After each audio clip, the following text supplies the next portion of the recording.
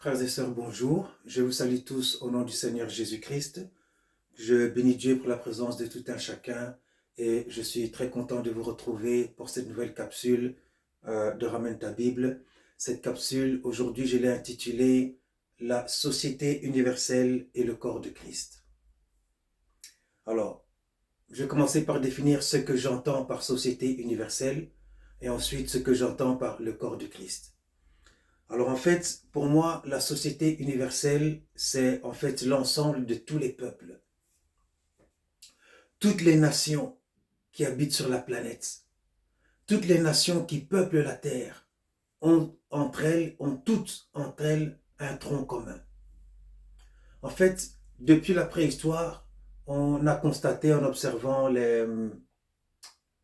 certains fossiles, en observant des grottes, en observant les traces historiques qui ont pu subsister au fil du temps, qu'il y a déjà des centaines, voire des millions d'années, lorsque des gens enterraient leurs morts, eh bien, ils ne se contentaient pas de les enterrer et puis de les laisser là. Ils les enterraient, ensuite ils déposaient une pierre au-dessus, sur l'endroit où ils avaient enterré, et parfois même ils déposaient des fleurs. Et souvent même ils revenaient pour se recueillir auprès de leurs morts. Donc on a constaté que même à l'époque où les hommes n'étaient pas instruits, il n'y avait pas encore l'écriture, on était encore à l'âge de la pierre. Même à cette époque-là, les gens avaient un respect pour leurs morts, les gens avaient une idée de l'au-delà. Les gens supposaient, les gens avaient l'intuition de l'au-delà.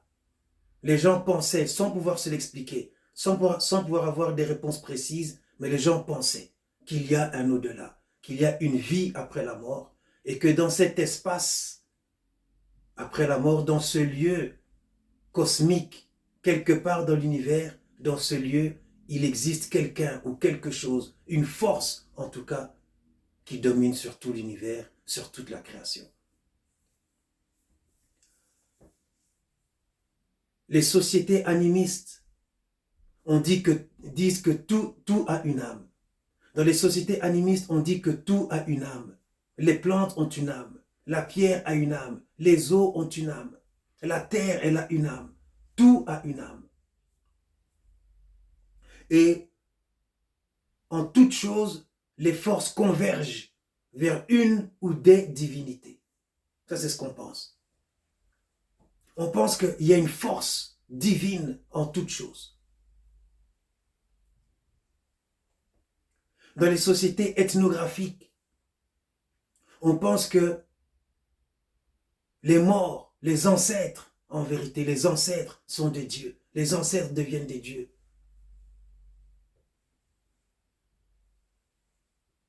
Et que ces dieux-là, non seulement il faut les craindre, mais aussi on peut les adorer, les vénérer. Les Égyptiens, de l'Égypte antique, j'entends, eux disaient que le soleil, c'est Dieu.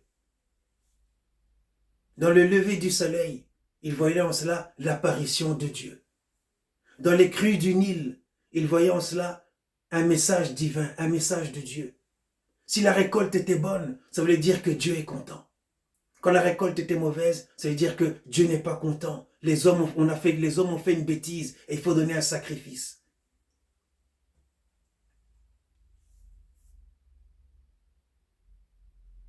Les lunes, les pleines lunes sont considérées comme une manifestation divine à cette époque-là. En fait, la Bible dit ceci à ce sujet. Dans les livres des Actes des Apôtres, au chapitre 14, verset 18, la Bible dit ceci.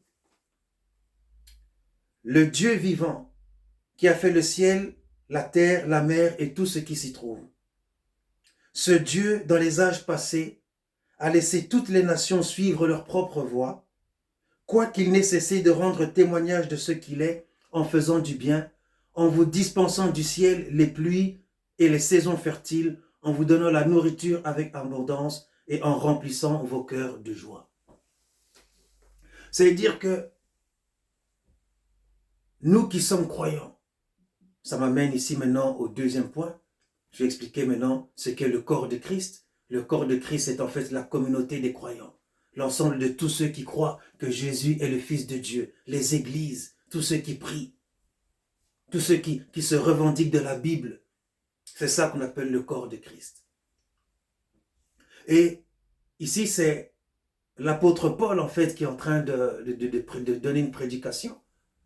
Et il dit cela. Il dit que Dieu, dans les âges passés, sachant bien que vous n'avez pas Christ, sachant bien que le monothéisme n'existait pas encore sur la terre, il vous a fait du bien. Il a fait pleuvoir pour vous, et il vous a donné l'abondance, et il a rempli vos cœurs de joie. Ce qu'on a de commun, ce qu'il y a de commun entre la communauté des croyants et les sociétés universelles, c'est Dieu. Dieu qui a créé tous les peuples. Eux, ils avaient l'étonnement de voir par exemple le lever du soleil, les crues du Nil, les marées montantes, les pleines lunes. Mais en Christ Jésus et dans la Bible, nous avons l'explication de ces choses. Nous savons que toutes ces choses constituent en fait la création. Nous savons que tout cet ordre, les pluies qui tombent sur la terre et qui font pousser, qui apportent la moisson, nous on a conscience que c'est le système que Dieu a mis en place, que c'est la main de Dieu qui opère sur la terre. Ils ont l'étonnement, l'interrogation, nous avons l'explication. Nous croyons dans un au-delà. Nous savons que Dieu existe. Nous savons qu'après cette vie sur la terre, il y a la vie éternelle. Tous ces phénomènes physiques et cosmiques, on peut se les expliquer, on les explique dans la Bible et la connaissance de ces choses nous est venue, la connaissance de ces choses a été déposée sur la terre définitivement lorsque les monothéismes ont commencé à germer parmi les hommes sur la terre. Et donc tu vois mon frère, ma sœur, c'est justement ce trait d'union entre les croyants et les non-croyants qui nous permet comment dirais-je, de tirer un pont vers les autres. C'est par ce trait d'union qu'on s'est allé vers eux. C'est par ce trait d'union qu'on peut leur parler de Dieu, leur présenter Christ. C'est par leur trait d'union, c'est par ce trait d'union qu'on peut répondre qu'on peut rencontrer, leurs aspirations, répondre à leurs sollicitations. Et ici, j'ai parlé quand même sur le plan, j'allais dire, anthropologique, mais au niveau psychologique, c'est toujours la même chose. Dieu, en fait, constitue quelque chose d'absolu. C'est une connaissance absolue, c'est un absolu. Tous les peuples, ils ont en eux quelque part la notion de Dieu, même sans pouvoir se l'expliquer. C'est parce que l'on reconnaît dans la création l'œuvre de Dieu, que l'homme reconnaît dans la créature l'œuvre de ce même Dieu.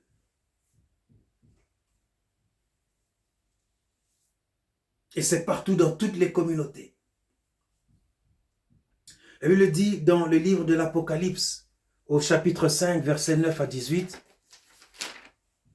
Il dit ceci: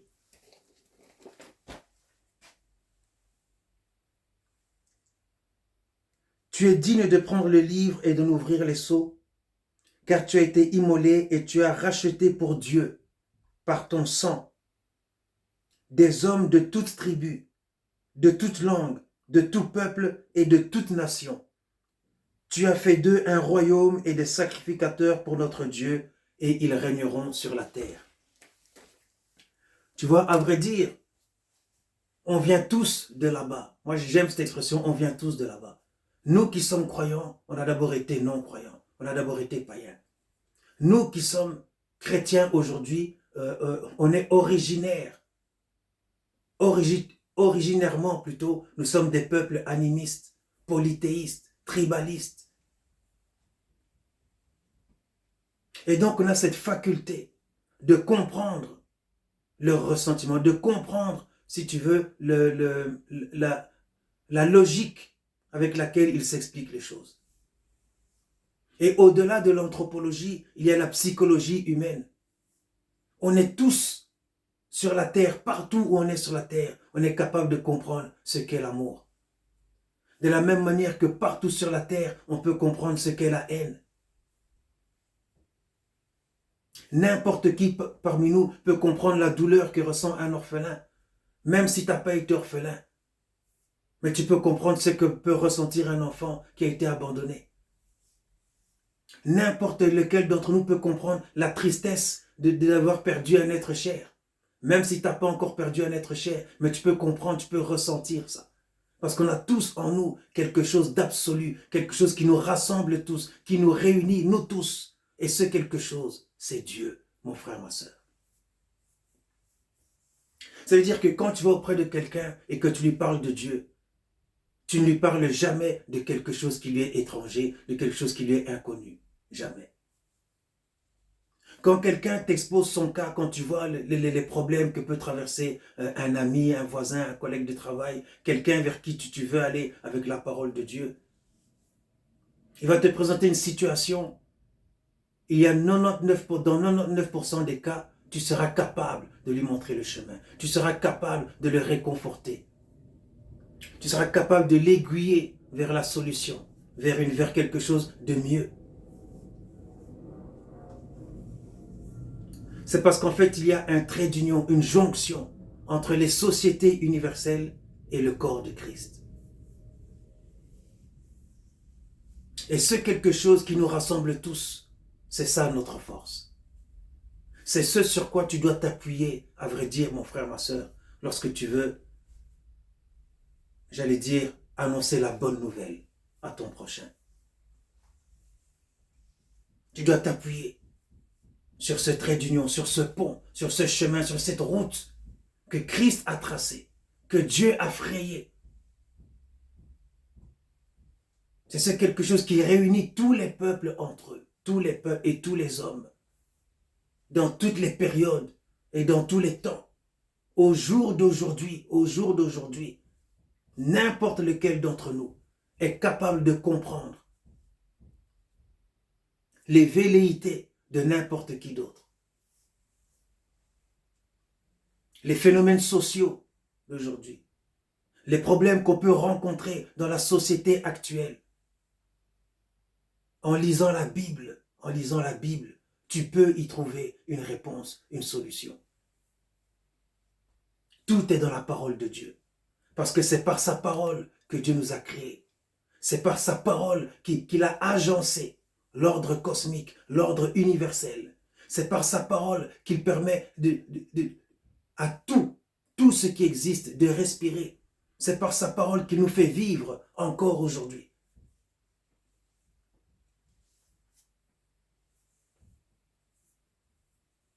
C'est pour cela, mon frère, que tu ne dois jamais hésiter. Ne sois jamais hésitant lorsque tu ressens en toi ce besoin. Ou lorsque tu vois chez l'autre la volonté qu'il a. Parce que lui, il aura peut-être honte de venir te dire, parle-moi un peu de Jésus. Parle-moi, invite-moi dans ton église. Lui, peut-être qu'il aura honte de te le dire. Il sera gêné, il ne saura pas par où commencer. Mais si toi, tu ressens, si toi, tu as l'intuition, que l'autre, là, il a besoin d'entendre une bonne parole. L'autre, il a besoin d'entendre un conseil. Il a besoin d'être réconforté. Alors n'hésite pas. Va vers lui. Va vers lui. Tu ne lui apporteras jamais, tu lui apporteras quelque chose de nouveau. Mais ça ne sera jamais quelque chose d'étranger. Tu lui apporteras quelque chose d'inconnu, quelque chose qu'il ne connaît pas. Mais ce sera toujours quelque chose qui s'inscrit dans l'absolu. Dans le mot univers, il y a le mot uni. Et quelqu'un faisait même le jeu de mots uni vers le ciel.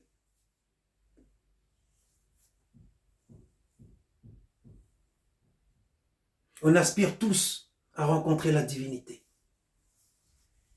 Tous. Quelle que soit d'ailleurs notre religion de base ou notre religion d'origine. C'est aussi un complexe dont il faut se défaire. Le christianisme n'est pas la religion des Occidentaux ou des Blancs ou des Américains ou des Européens. Le christianisme, c'est la foi de quiconque croit que Jésus-Christ est le Fils de Dieu. Un point, un trait. Les Occidentaux étaient polythéistes à l'époque. La base de leur connaissance, de leur rationalité, c'est Aristote, c'est la Grèce. La base de l'organisation politique, que tu peux voir aujourd'hui, c'est Rome, Cicéron.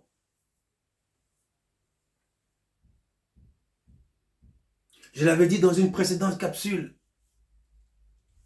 Les disciples de Christ, les croyants, ont fait tomber l'Empire romain. En Asie, tu verras Confucius,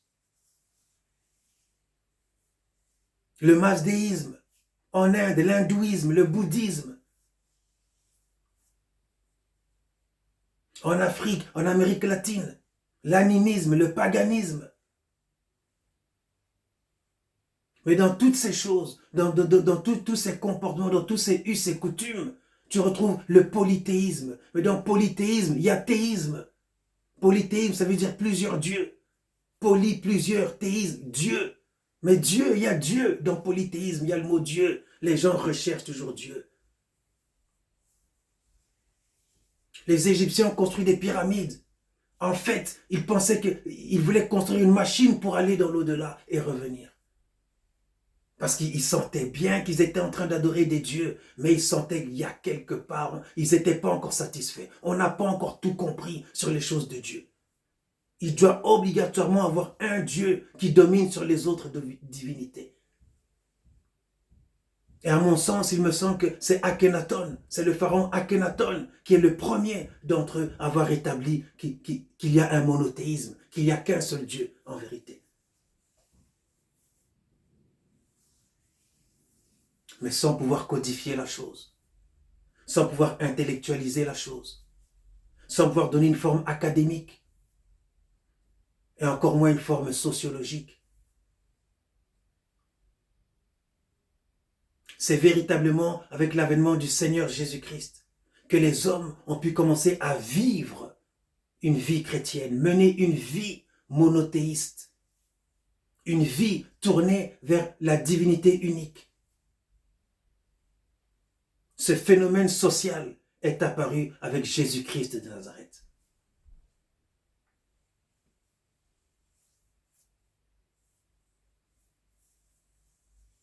Et donc, mon bien-aimé, sache-le.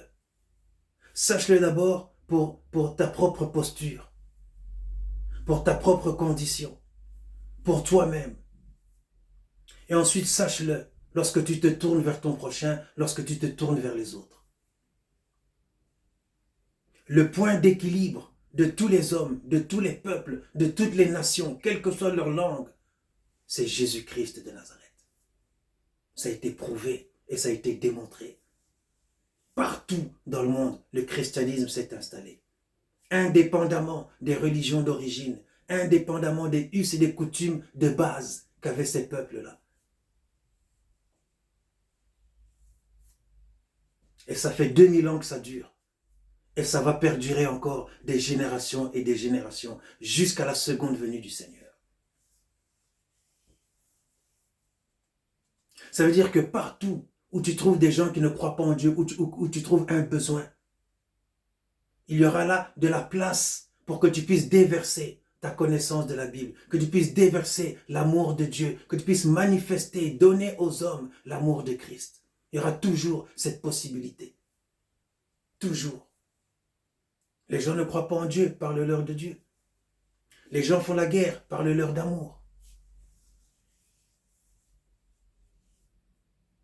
Tu trouves le prolétariat, parle-leur de la prospérité de l'évangile.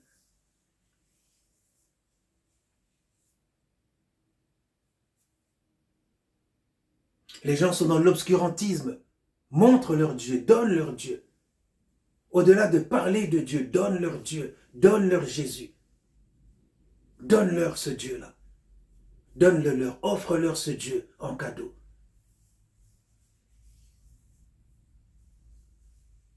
C'est ce que je fais, mon frère, ma soeur. Dans ma vie de tous les jours, autour de moi, dans mon entourage immédiat, dans mon entourage un peu plus élargi. Et c'est ce que je suis en train de faire encore maintenant, à travers cette capsule. Je l'ai déjà dit, je m'adresse premièrement à ceux qui ont soif de découvrir Dieu. Ceux qui veulent recevoir Jésus dans leur cœur comme Seigneur et Sauveur. Et si tu connais quelqu'un qui a besoin d'entendre ces choses, si tu connais quelqu'un qui a besoin de découvrir qui est Jésus-Christ de Nazareth, alors n'hésite pas à lui partager cette capsule.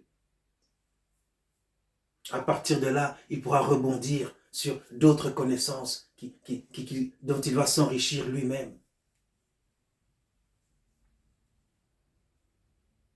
J'ai compris, en parlant avec les hommes autour de moi, que tous les hommes, quel que soit ce qu'ils disent ouvertement, quelle que soit leur attitude extérieure, tous les hommes aiment Dieu. J'ai rencontré des musulmans à qui j'ai parlé de Jésus. J'ai rencontré des hindous, des bouddhistes à qui j'ai parlé de Jésus. J'ai rencontré aussi des Belges qui avaient besoin de renouer avec Jésus. Parce que ce qu'ils avaient connu par le passé, ce n'était pas ça. Ils n'étaient pas satisfaits, ils n'étaient pas épanouis, ils n'étaient pas heureux. Ils avaient besoin de recevoir le Saint-Esprit. J'ai connu des Américains qui pleuraient parce qu'ils se sentaient nus, vides, trop éloignés de Dieu. Trop éloignés de Dieu, ils sentaient le vide intérieur.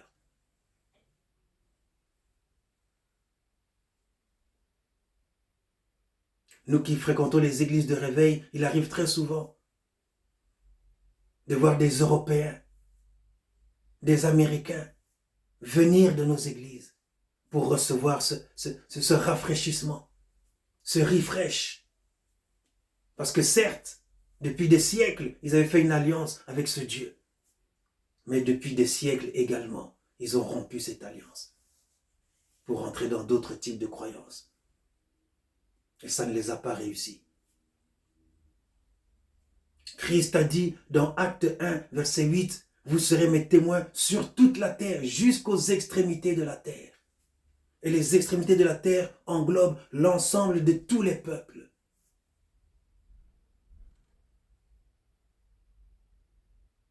On a tous et toutes en nous quelque chose de commun, à savoir Jésus-Christ de Nazareth.